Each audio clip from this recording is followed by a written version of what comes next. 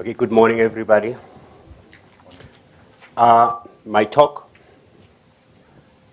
draws from the work that the CSIR has been involved in two countries. It's a transboundary study looking at opportunities for the coexistence of African indigenous and Western systems of knowledge and policy to promote potential water security and reduce constraints in Southern Africa. It's the case of Mozambique and South Africa. In the introduction, I'll talk about the state of water, resources, quality, and accessibility in the Gaza district and Limpopo provinces. I'll also touch on the relationship paradigms based either in policy or in mysticism. We will also get to discuss the merger of conventional Western and African indigenous knowledge water management systems. And lastly, we'll also talk about the importance of African indigenous water preservation knowledge systems.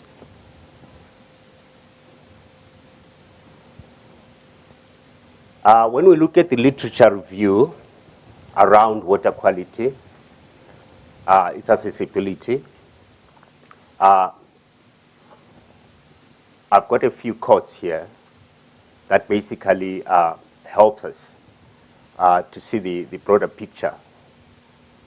The first quote is from Daniel Malzapenda, which says, a multitude of critical arguments are frequently cited to dispute the legitimacy of traditional leadership for various reasons.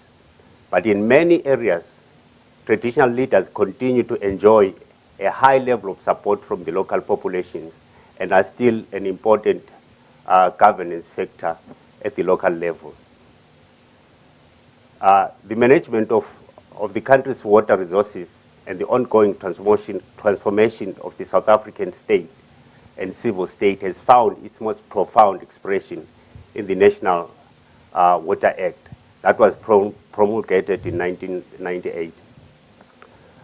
When we actually look at these codes, one important aspect that is highlighted is the fact that a lot in paper looks very, very good in terms of the policies supporting the distribution of water, addressing the social and economic development going forward. I'll talk about the methodology before I actually go to the case studies. The ethnography focused on water access and quality and in socio-economic status of the villagers. Participants' observation, focus group discussions, key informant interviews with key stakeholders. We structured the study, the case study sites using the Bayesian adaptive analysis framework. We also conducted segment tests and observations which summarily noted existence of gaps and uncertainty in the current porous terrain.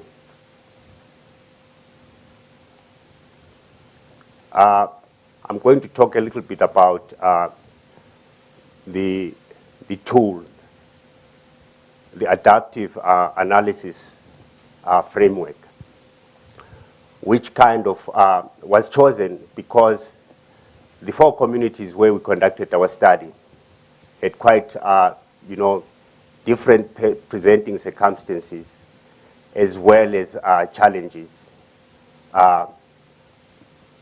The framework was chosen because of its 3 important attributes that could accommodate, our presenting circumstances in the communities that we studied. Again, I have a quote here from Bernard, which says, adaptive governance regimes are advocated where there are significant gaps in knowledge and where considerable uncertainty exists. I'll start with our case studies, with the South African case studies. Sorry.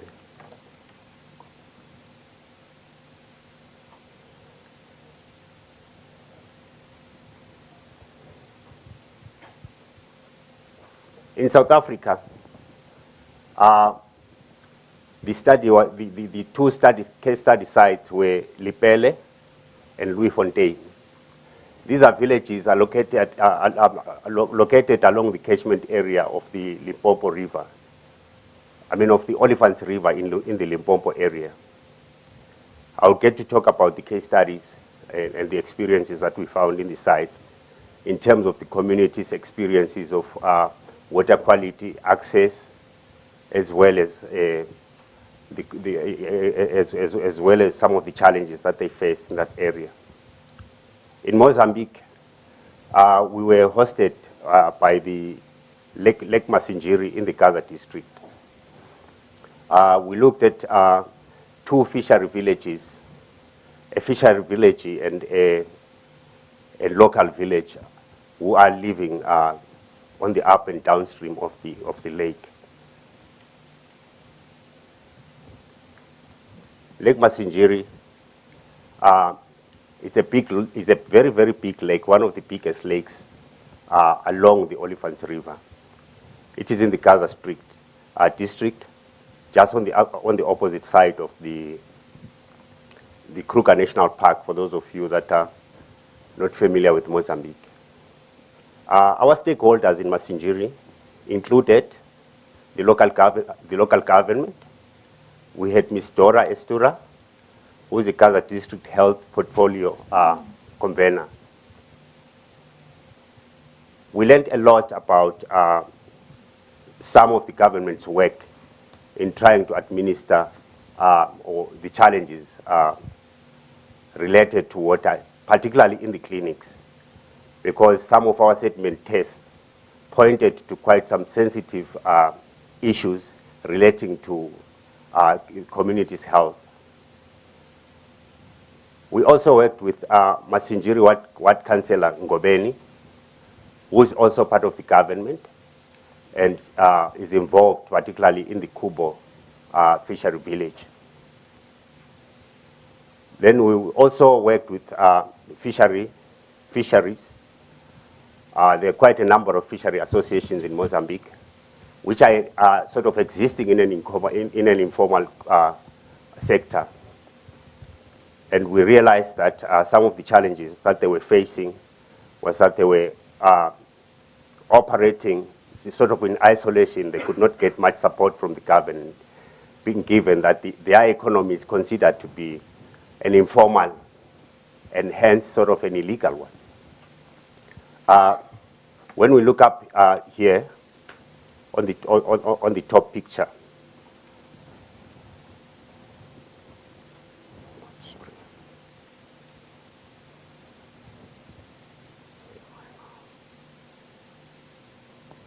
when we look up at the top picture, this is the boundary of the lake, where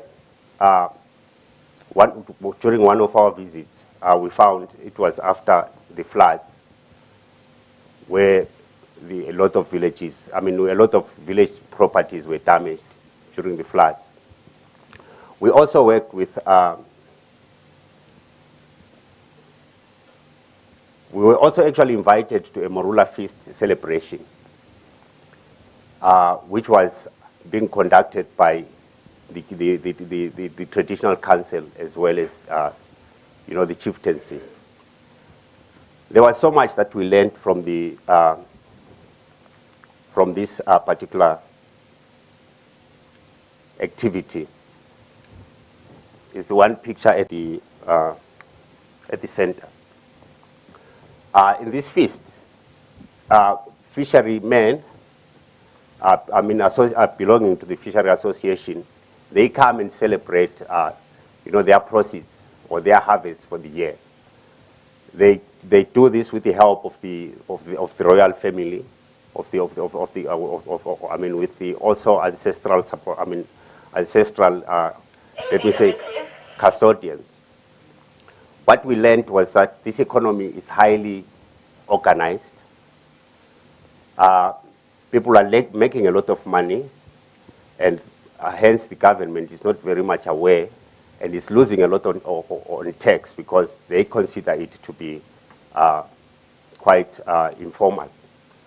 We also realize that they experience a lot of challenges in being able to meet their targeted demands because the quality of water in the river is quite polluted and alarming.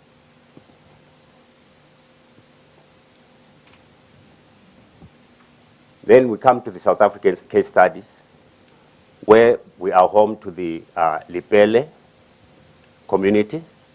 Lepelle village is actually situated next to the Striatum Tunnel, not far away from Hoedspruit, for those who know it.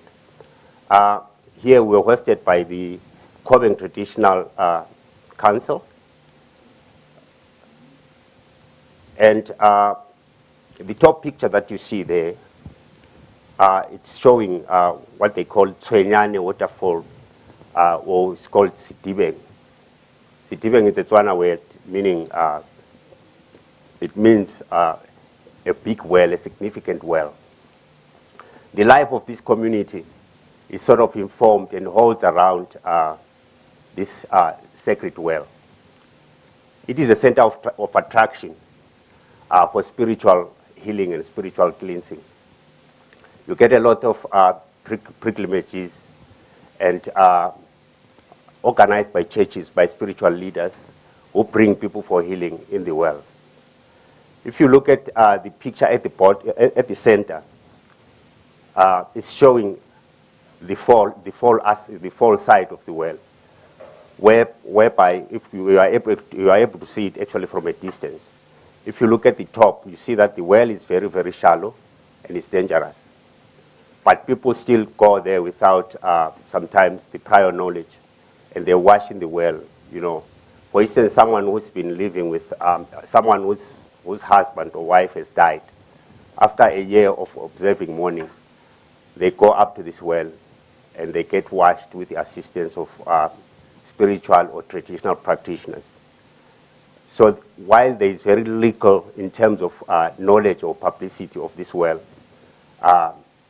in the public domain, there is so much knowledge that sits with your spiritual practitioners across the continent. If you look at the picture at the bottom, we were actually taken to the site by the chief, as well as some members of the traditional council. This is just a site shortly before you actually arrive to the well, to the fall, whereby you see that a lot of visitors come there and they make their own contribution in terms of polluting the area. This Sitibeng is a source of life for this community. This community has existed in a relationship with this well. It's created a lot of economic opportunities which are run by the chief, and they are called Lepelle Crafts Association. The Crafts Association, however, it's an informal economy as well, whereby a lot of people that we interviewed and that we were able to talk with, they are making quite a successful living from the visitors who come to the place. Okay, I'm running out of time here, but I'm going to talk quickly also about Louis Fontaine stakeholders, Louis Fontaine is also situated in Sekhukhune district. We interacted with Elias Moyo, the local ward committee. We also worked with Chief Rampisi Rahlagane, who heads the Rahlagane Tribal Authority. We also worked with farmers who are limited to doing stock production because of the challenges of accessing water. They faced a lot of challenges in this community in terms of accessing water. The community is situated in an area close to a farm, and very little can be done in terms of developing the community, given the legal implications attached to that. While most of the the livelihoods in this area have been associated with or have been supported by crop and stock-based agriculture. At the moment, most of them are only practicing stock production because there is no water. There hasn't been water in the area for a long time. Sorry, Elliot. Can I just ask you to maybe just wrap up on what are the key things that can be learned in terms of Western policy from these communities? Just summarize that for us. Thank you.